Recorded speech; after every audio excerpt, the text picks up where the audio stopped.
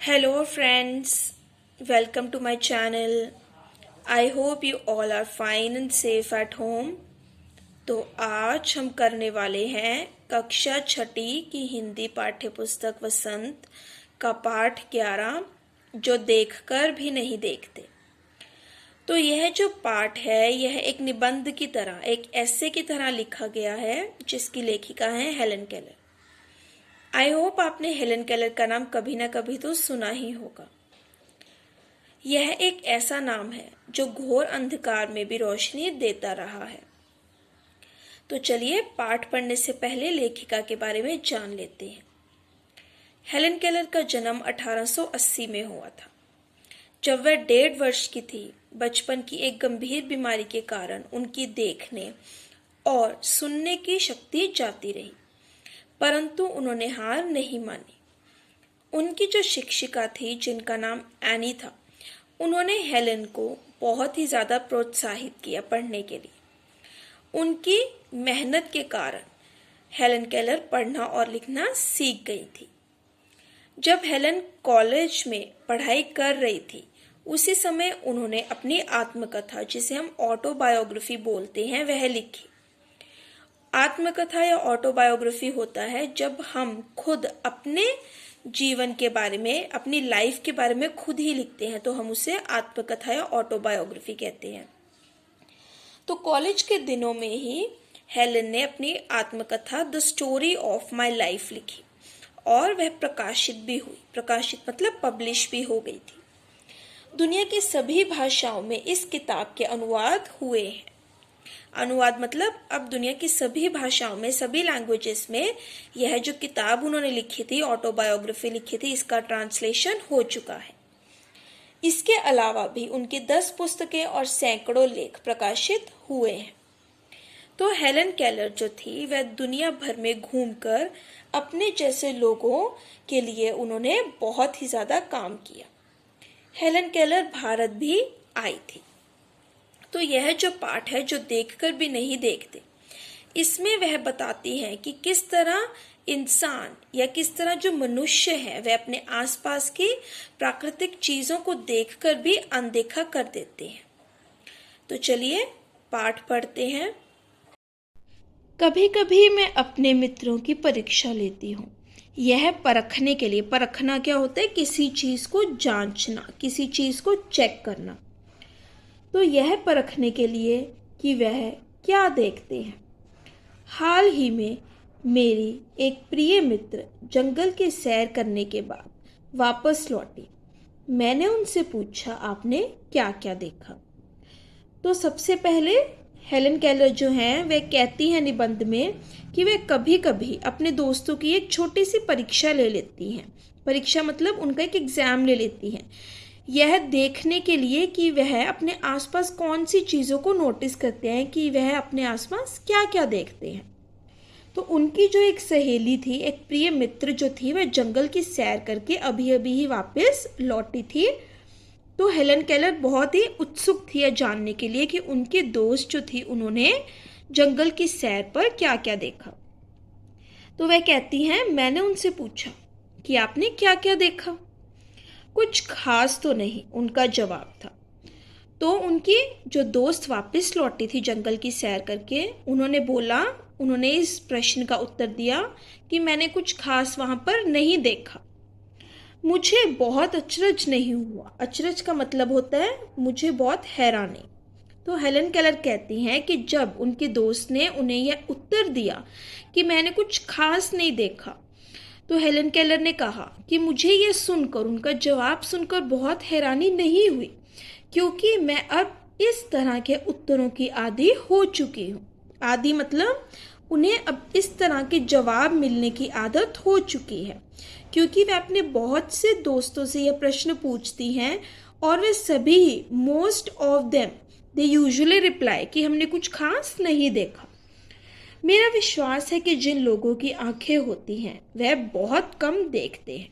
Helen Keller कहती हैं, क्या यह संभव है कि भला कोई जंगल में घंटा भर घूमे और फिर भी कोई विशेष चीज ना देखे?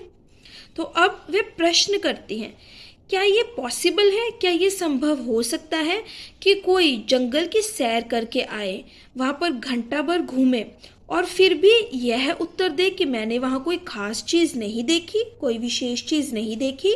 ऐसा कैसे हो सकता है? मुझे जिसे कुछ भी दिखाई नहीं देता, सैकड़ों रोचक चीज़ें मिलती हैं जिन्हें मैं छूकर पहचान लेती हूँ। तो हेलन केलर कहती है कि मैं जिसे दिखाई नहीं देता और सुनाई भी नहीं देता, परंतु इसके बावजूद भी रोज़ाना मुझे ऐसी सैकड़ों रोचक चीज़ें मिलती हैं, ऐसी सैकड़ों इंटरेस्टिंग चीज़ें मिलती हैं जिन्हें मैं छूकर ही पहचान लेती हूँ। मुझे उन्हें पहचानने के लिए देखने की ज़रूरत नहीं पड़ती है। मैं भोजपत्र के पेड़ की चिकनी छाल और चीड़ की खुरदरी छाल को स्पर्श से पहचान लेती हूँ। स्पर्श मतलब छूने से ही पहचान लेती हूँ। तो हेलन केलर कहती है कि जो भोजपत्र का पेड़ होता है, उसकी जो चिकनी छाल होती है और जो चीड़ की खुरदरी छाल होती है, वह उसे स्पर्श से मतलब छूने से ही पहचान लेती हैं। वसंत के दौरान मैं टहनियों में नई कलियां खोजती हूँ। मुझे फूलों की पंखुड़ियों की मखमली सतह का मतलब होता है जो उनकी मुलायम परत होती है। तो मुझे फूलों की पंखुड़ियों की मखमली सतह छूने और उनकी घुमावदार बनावट महसूस करने में अपार आनंद मिलता है। तो अपार आनंद का मतलब होता है उन्हें बहुत ही ज़्यादा इस चीज़ से खुशी मिलती है जब वह जो पंखुड़ियाँ होती हैं फूलों की, उसकी जो मुलायम परत होती है उसको जब वे छूती हैं, जब उनकी घुमावदार बनावट को वे महसूस करती हैं, तो इस चीज़ से उन्हें बहुत ही ज़्यादा खुशी मिलती है। इस दौरान मुझे प्रकृति के जादू का कुछ एहसास होता है। प्रकृति का जादू यहाँ पर मतलब है जो प्रकृति में चीज़ें हैं, जैसे कि पेड़ हैं, फूल हैं, झरने हैं, पहाड़ हैं और जो इनमें परिवर्तन लगातार होता रहता है, तो इन सब चीज़ों को ही प्रकृति का जादू यहाँ पर कहा गया है। तो हेलन केलर कहती हैं कि इसी दौरान उन्हें प्रकृति का जो जादू होता है, जो प्रकृति अपना जादू दिखाती है, जो उसमें परिवर्तन होता है, उसका उन्हें एहसास होता रहता है। कभी जब मैं खुशनसीब होती हूँ तो टहनी पर हाथ रखते ही किसी चिड़िया के मधुर स्वर कानों में गूंजने लगते हैं।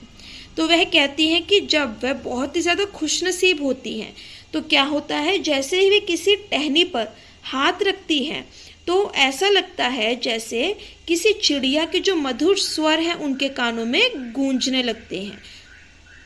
अपनी उंगलियों के बीच झरने के पानी को बहते हुए महसूस कर मैं आनंदित हो उठती हूँ। आनंदित मतलब बहुत ही ज़्यादा खुश हो उठती हूँ। जब वह बहता जो पानी है झरने का, उसमें वह हाथ डालती हैं तो उन्हें इससे बहुत ही ज़्यादा खुशी मिलती है। मुझे चीड़ की फैली पत्तियाँ या घास के मैदान किसी भी महंगे कालीन से अधिक प्रिय हैं। कालीन मतलब कारपेट से। तो वह कहती है कि जो घास का मैदान होता है या फिर जो चीड़ की पत्तियाँ होती हैं फैली हुई, उन्हें वे किसी भी महंगे कालीन से ज़्यादा प्रिय हैं, ज़्यादा पसंद करती हैं वह उस चीज़ को। बदलते हुए मौसम का समा मेरे जीवन में एक नया रंग और खुशियाँ भर जाता है। कभी कभी मेरा दिल इन सब चीज़ों को देखने के लिए मचल उठता है। मचल उठना मतलब वो इन सब चीज़ों को देखने के लिए बहुत ही बेचैन हो जाती हैं। जो प्रकृति में चीज़ें हमारे आसपास होती हैं ना, वह इन सब चीज़ों को देखने के लिए कभी कभी मचल उठती हैं। अगर मुझे इन चीज़ों को सिर्फ छूने भर से इतनी खुशी मिलती है तो उनकी सुंदरता देखकर तो मेरा मन मुग्ध ही हो जाएगा। वह कहती हैं कि क्योंकि मैं देख नहीं सकती हूँ और इन सब चीज़ों को स्पर्श करके छू कर ही मैं क्या करती हूँ, आनंदित हो उठती हूँ। तो अगर मैं इन सब चीज़ों को देख सकती तो मेरा मन जो है वह मुग्ध हो उठता, इन सब चीज़ों को देखकर मतलब मोहित हो उठता।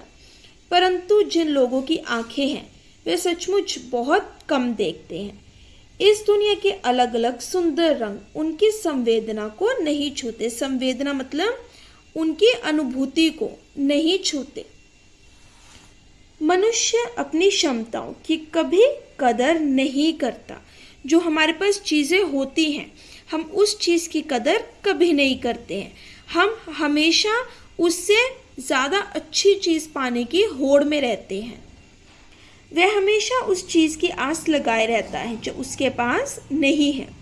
यह कितने दुख की बात है कि दृष्टि मतलब जो हम देख सकते हैं, हमारी नज़र। तो यह कितने दुख की बात है कि दृष्टि के आशीर्वाद को लोग एक साधारण सी चीज़ समझते हैं, जबकि इस नियामत मतलब इस ईश्वर का जो ये उपहार है, इससे जिंदगी को खुशियों के इंद्रधनुषी रंगों से हरा भरा किया जा सकता है। तो हेलन केलर कहती हैं कि यह बहुत ही दुख की बात है कि जो हमें दृष्टि का आशीर्वाद दिया गया है भगवान के द्वारा, हम इसे एक बहुत ही साधारण सी चीज़ समझते हैं, जबकि ऐसा नहीं होना चाहिए। जो हमारे आसपास चीज़ें मौजूद है प्रकृति में, हमें उन्हें देखकर उनकी प्रशंसा करनी चाहिए। और जो हमें यह नियामत दी गई है, नियामत मतलब जो हमें दृष्टि दी गई है भगवान के द्वारा, इस उपहार से हम अपनी ज़िंदगी को खुशियों से भर सकते हैं। तो वह कहना चाहती हैं कि प्रकृति में जो चीज़ें मौजूद हैं उन चीज़ों को देखकर हम अपना जीवन खुशियों से भर सकते हैं। और जो हमारे पास चीज़ें होती हैं हमें उसकी कदर करनी चाहिए, ना कि हमें उन चीज़ों के बारे में सोचना चाहिए जो हमारे पास नहीं है। तो यह था हमारा पाठ 11, जो देखकर भी नहीं देखते। आई होप आपको वीडियो अच्छी लगी होगी। अगर आपको वीडियो अच्छी लगी हो तो वीडियो को लाइक, इसे अपने फ्रेंड्स के साथ शेयर और चैनल को सब्सक्राइब करना बिल्कुल भी मत भूलिएगा। Thank you.